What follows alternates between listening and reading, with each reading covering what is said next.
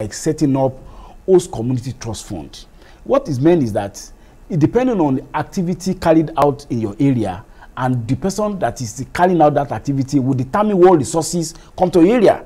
You know, before, based on the issue of derivation, if you say 10%, 10% goes to the whole of Delta, irrespective of whether you are oil-bearing community or oil-impacted community or not. But now, what the law has done is that if your community is a production center is in your community, either it is downstream or midstream, then there will be the settler, that's the operator, will set up a trust, and it is a percentage of that trust that will be solely for your community, and your community has a reciprocal duty to maintain those facilities.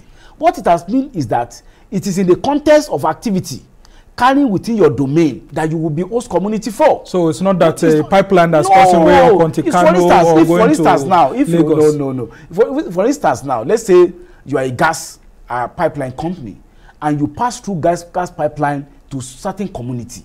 For the purpose of those gas pipeline activity, then those community, there will be a trust there. So which is not about that when you produce fuel in Olobiri, the Olobiri community will have to share the proceeds of the trust with somebody in Kaduna or in Niger. Okay, very interesting. Now let's have your own view. What do you think about all of this as a Nigerian, and then of course you are from the southern part of the country?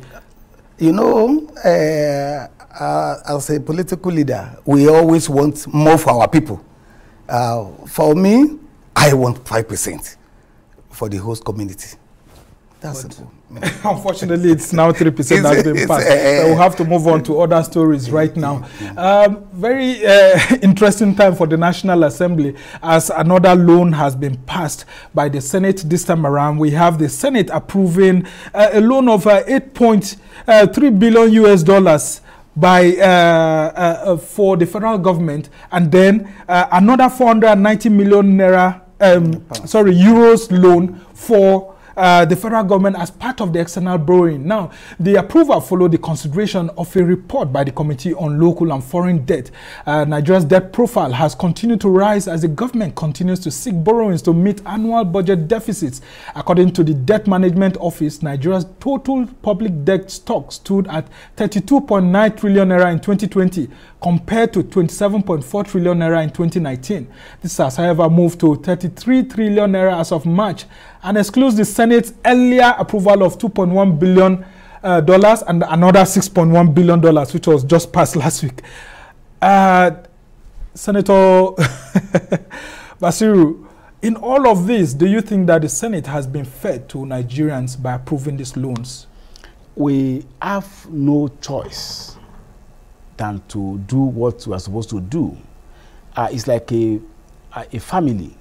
You have to take certain tough decisions, and that is tough decisions. If there are alternatives, I agree with you that we don't have any business in borrowing. But the question is that considering the state of the global economy, considering the adverse effects globally caused by the COVID-19 pandemic and the effect of the international oil market, particularly almost throughout the year 2020, and the need for us to address serious infrastructure deficiency to prepare our country for a global competitiveness, then we don't have a choice.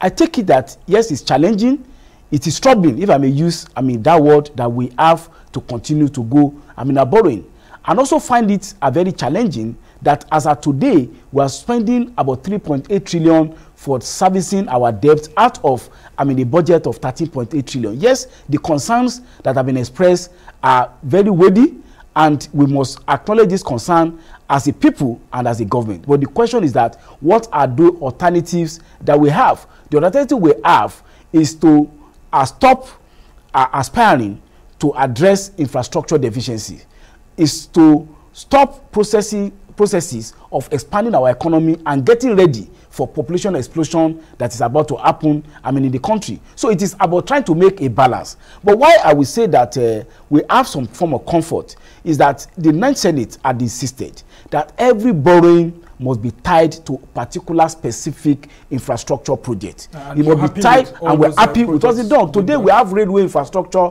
that have been done. I mean, with project, I was part of the commissioning of the railway in the Lagos-Ibadan corridor. So it would have been a different thing entirely if you are just borrowing as a general borrowing without tied issue. So when you look at the process of the borrowing itself, you will discover that the borrowing is just being approved now.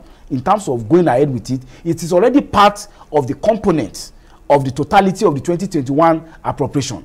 So even if those loans are not approved now, it will mean that the deficit in the 2021 appropriation will not be financed. So it's just like facilitative of financing of what had been approved retroactively in the 2021 appropriation. I must say, as a people, we must be concerned. As a people, then we must be serious at diversifying our economy. We cannot continue, and I will say with all self-responsibility, it will not be sustainable for us to continue to service with 3.1, 3.8 trillion. We just have to go on a break right now, but we must thank you, Senator Ajibola Surajuddin Basiru. Hope I'm not mixing the names up. Well, we must thank you for being with us.